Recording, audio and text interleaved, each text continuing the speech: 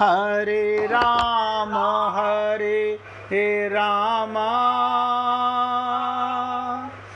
राम राम हरे हरे, हरे कृष्ण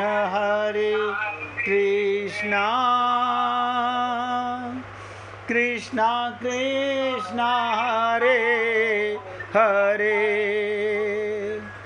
हरे राम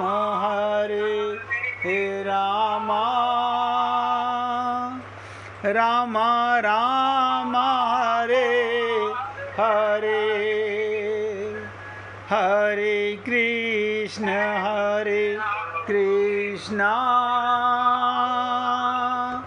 कृष्ण कृष्ण हरे हरे, हरे राम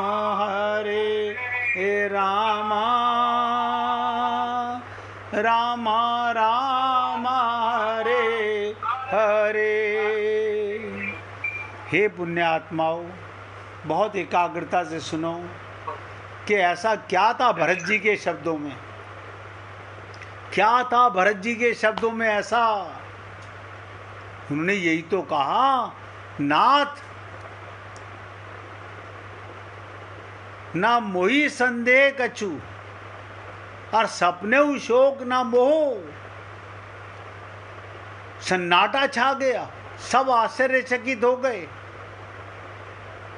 परंतु भरत जी ने ऐसा दावा, इसके पीछे उनका क्या राज था। अभी अभी तो भगवान राम ने हनुमान जी से कहा कि भरत में और मुझ में कोई अंतर नहीं। अब बताइए, भरत जी के लिए राम कह रहे हैं मुझ में और संत में कोई अंतर ही नहीं है। भगवान अपनी 8 गुण भक्त को दे देते हैं।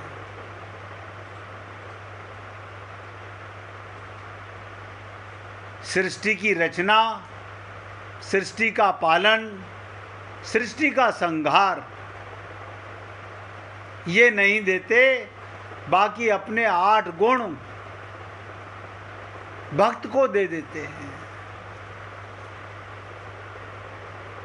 तो क्या कि अभी अभी तो राम ने हनुमान जी से कहा कि भरत में और मुझ में कोई अंतर नहीं।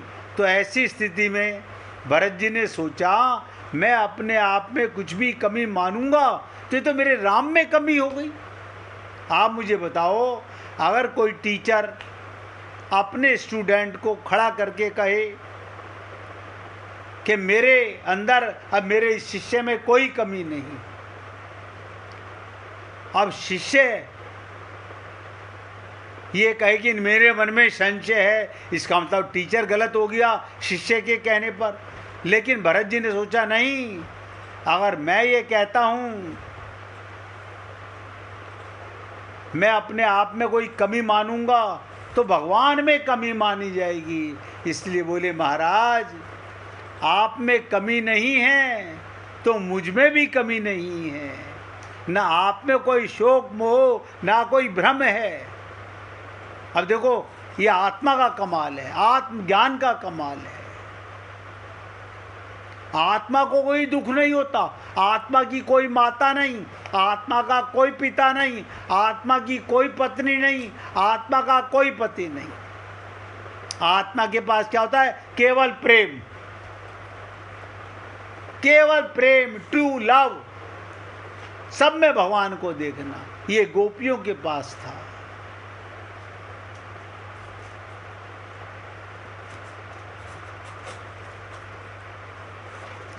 बोले, इसलिए महाराज आप में कमी नहीं तो मुझ में भी कमी नहीं। ना आप में कोई शोक मोह भ्रम है और ना मुझ में है। भगवान ने कहा, चलो आज तो तुम सिद्ध की वाणी बोले, आज तो तुम सिद्ध की वाणी बोले, मैं यही सुनना चाहता था। अब ध्यान दीजिएगा, परमात्मा भी आपसे और हमसे क्या उम्मीद लगाए हुए है? 100% आपको आत्मज्ञान हो जाए, भगवान यही उम्मीद करता है। कि आप अपने घर वापस जाने की डिसीजन ले चुके हैं, अभी तो हमारा मन भटकता रहता है।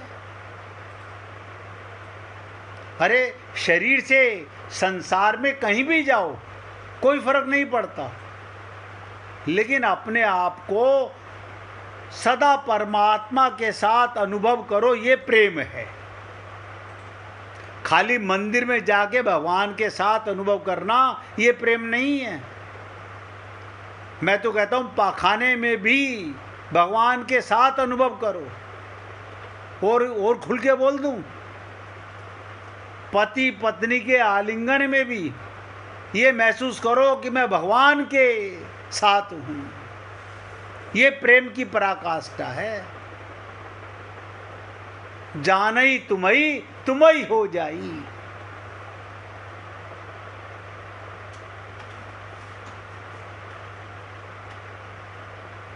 कि तुम में मुझ में कोई भिन्नता नहीं, लक्षण तुम्हारा मेरा लक्षण तुम्हारा लक्षण।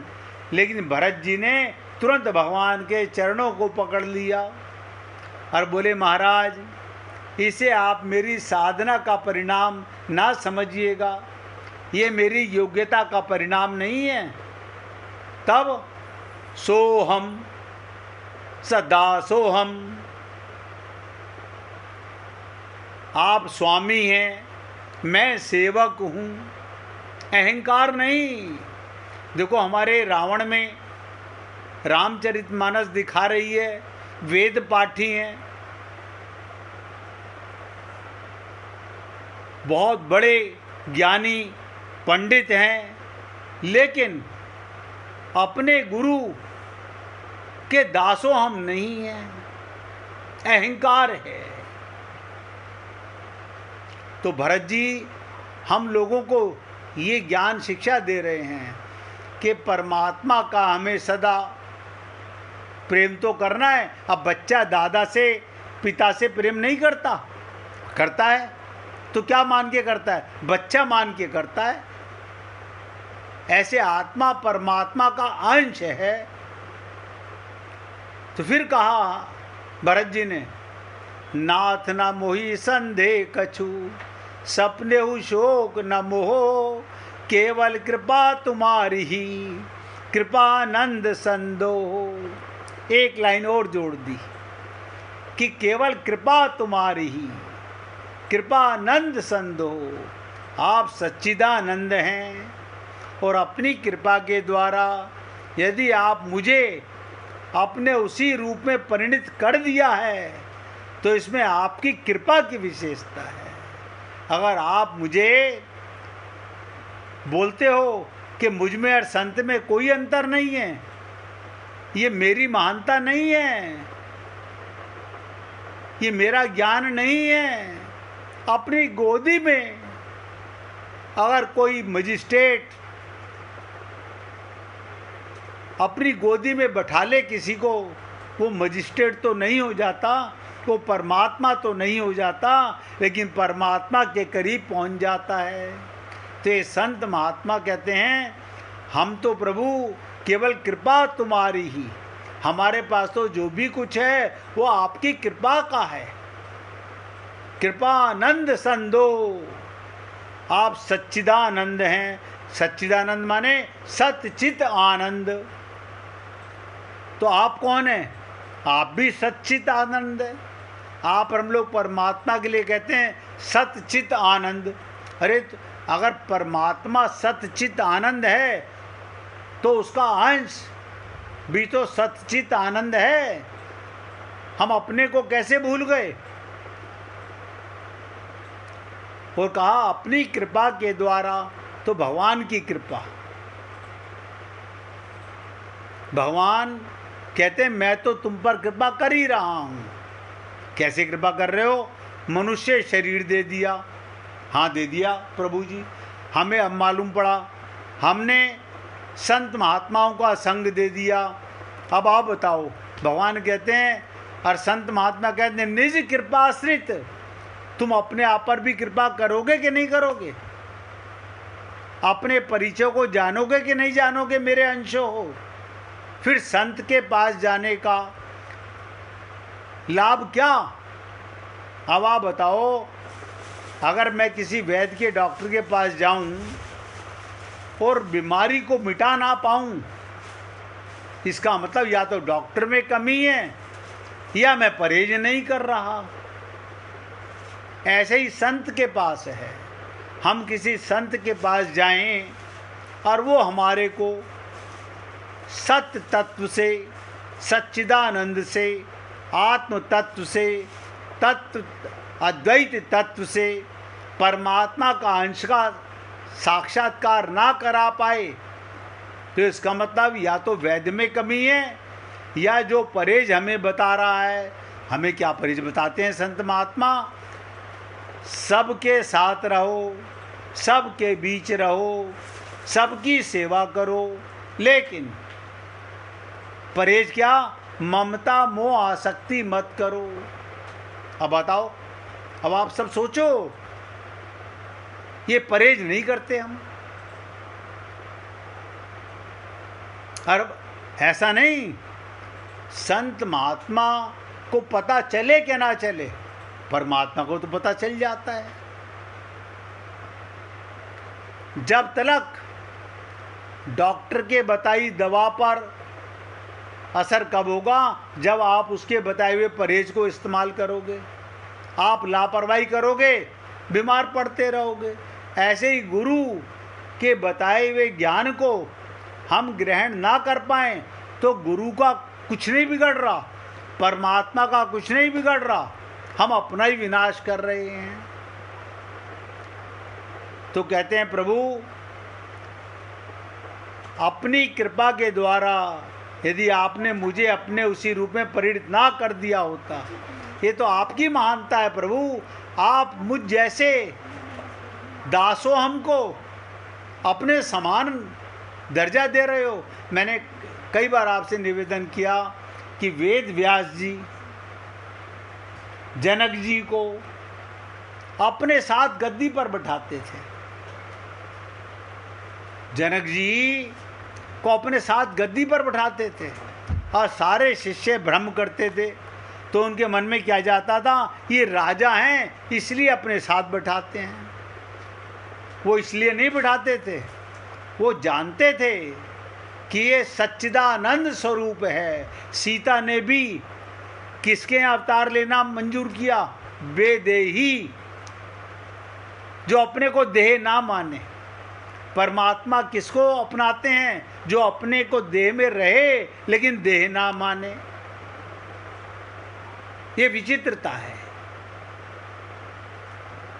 तो भरत जी कहते हैं, इसमें तो प्रभु आपकी कृपा की विशेषता है, ना कि मेरी साधना और ना मेरा पुरुषार्थ है। कोई भी संत महात्मा, ध्यान से सुनो, अपने पुरुषार्थ से भगवत प्राप्ति नहीं करता। फिर क्या करता है? भगवान की कृपा और संत की बताई साधना। अब साधना तो हमें करनी है। अब आप कोई कहे कि ये साधना भी आप कर लो,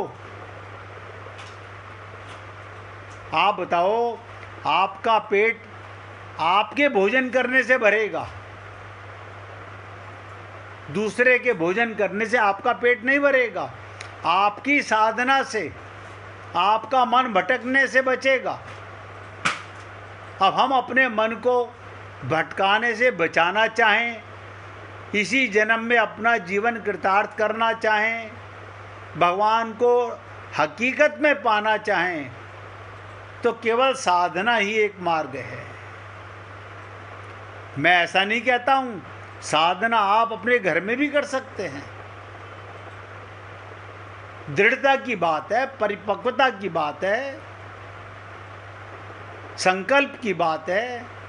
इस प्रकार एक और भरत जी अपने जीवन में एक साधक की दासत्व की भूमिका स्वीकार करते हैं और दूसरी ओर सिद्ध की भगवान के साथ एकत्व अभिन्नता की भूमिका स्वीकार करते हैं कि प्रभु ये तो आपका बड़प्पन है, आप मुझे अपने समान बता रहे हो, परंतु पूरे रामायण में बहुत ध्यान से सुनिएगा।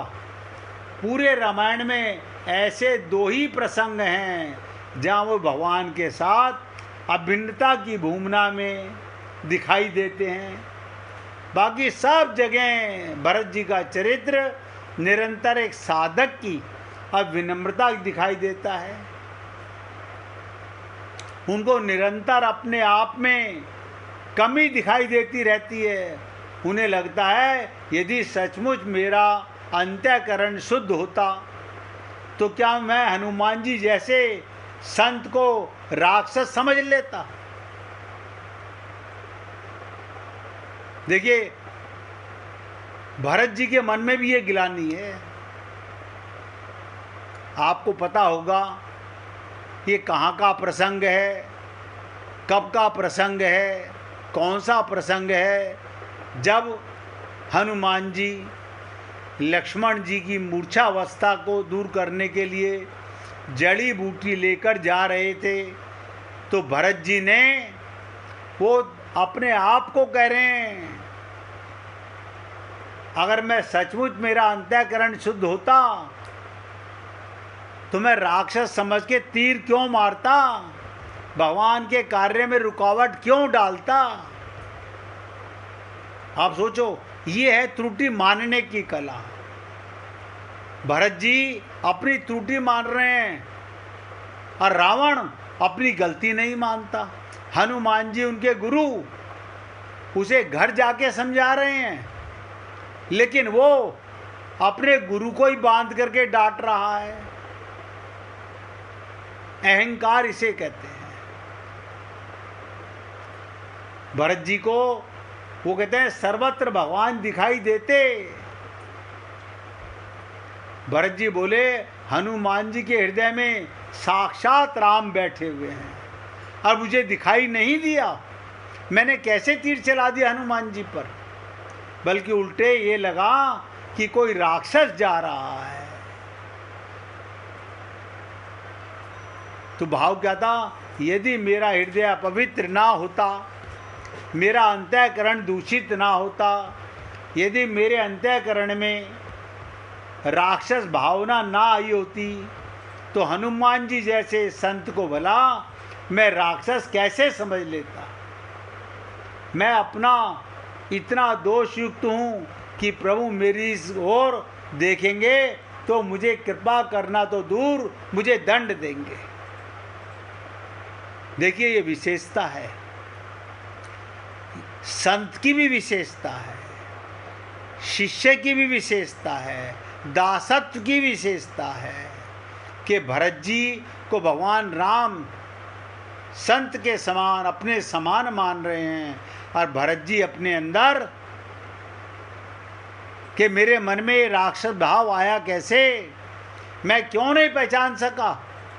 अब आप और हम लोग सोचें, आपको हम पर या अपने किसी भी सदस्य पर जब क्रोध आता है तो क्या कारण, उसी समय सोचें कि मेरा आत्मज्ञान कहाँ चला गया। मैंने जिस पर क्रोध किया क्या उसमें परमात्मा नहीं है। इसका मतलब मेरा अंतःकरण अभी शुद्ध नहीं हुआ है। मेरे अंतःकरण के अंदर अभी ये भरत जी के माध्यम से हमें बताया जा रहा है, कोई भरत जी और राम में अंतर नहीं है। राम ही भरत हैं, भरत ही राम हैं। ये राम ही 4 रूपों में आए हैं। ये तो अलग अलग पात्र बन के हमें समझाना चाहते हैं। संत वो नहीं जिसमें अहंकार हो जाए।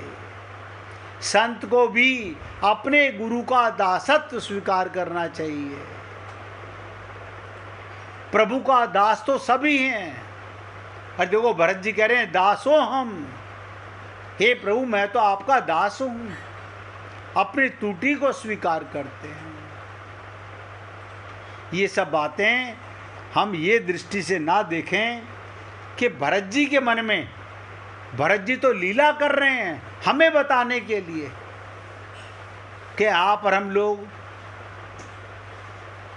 सब में अब हमको हमारे गुरु को उनके गुरु, उनके गुरु को, बताओ कहीं ना कहीं से ये प्रेम बांटते हैं ना। ये प्रेम आता कहाँ से? परमात्मा के द्वारा।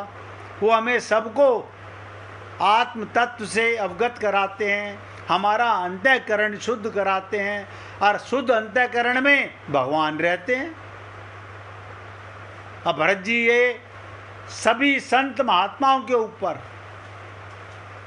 आप ये ध्यान से सुनो, सेवकों का इतना ध्यान नहीं जितना संत महात्माओं को सोचना चाहिए कि देखो भरत जी जैसे संत अपनी त्रुटि स्वीकार कर रहे हैं। अगर कोई संत, कोई गुरु अहंकार करे तो मैं आप सबसे निवेदन करना चाहूँगा, वो गुरु कहलाने के लायक ही नहीं है। अहंकार किस बात का? अरे परमात्मा के दास हो, अपने गुरु के दास हो, और तुम्हारा काम है अमृत पीना और अमृत पिलाना। अमृत पीना और अमृत पिलाना, प्रेम लेना और प्रेम बांटना। अब आप बताओ, जब हमको हमारे गुरु से प्रेम दीक्षा मिली है तो हमारे पास बांटने के लिए नफरत कहाँ से लाएं, क्रोध कहाँ से लाएं? इसलिए हे पुण्य आत्माओं, आप और हम सब लोग बहुत एकाग्रता के साथ सोचें, हमें किसी में भी भेद बुद्धि नहीं करनी, किसी को भी छोटा नहीं मानना, सब में भगवान को देखना। बस समझ लेना भक्ति का मार्ग खुलने लगा है। अभी भक्ति की ओर चर्चा करेंगे, 1 मिनट भगवान का कीर्तन करेंगे। गोविंद गोविंद गोपाल, भज मन गोविंदा।